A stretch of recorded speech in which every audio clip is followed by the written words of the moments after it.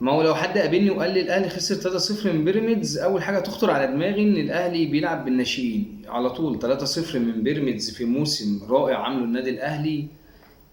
طبيعي بيلعب بالناشئين، بيلعب بلاعيبه كانت مصابه وبقى لها فتره كبيره رجعت. لكن اتفرج على الماتش ويعتبر الاهلي بيلعب بالقوام الرئيسي بتاعه ويخسر 3-0 من بيراميدز في موسم استثنائي عامله فاضل ماتش 2 على الدوري يخلص بدون هزيمه. انت بتضيع مجهود السنه، يعني انت كلاعب بتضيع اللي انت عملته طول الموسم.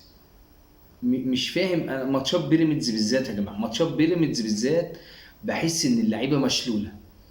والله اغلب الماتشات اللي كسبناها البيراميدز يعني توفيق كبير معانا، يعني توفيق كبير مع النادي الاهلي. اصلا انت المفروض تلعب قدام بيراميدز دي كوره. الفرقه دي اتصنعت يعني عليك على النادي الاهلي، الفرقه دي اتصنعت تبقى حاجه كده عندي للنادي الاهلي. اللعيبه بتضيع مجهود موسم في مباراه للاسف.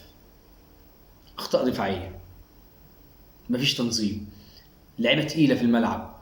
الدافع مش موجود والمفروض يبقى اقوى. انت بتفنش دوري فاضل ماتشين اتنين وهتبقى قفلت موسم بدون هزيمه. مش عارف تفكيركم ازاي. لعيبه للاسف. جو اللاعب يبقى في النادي الاهلي والطموح بتاعه يقف لغايه هنا مش موجود في الاهلي، مش هتلاقيه.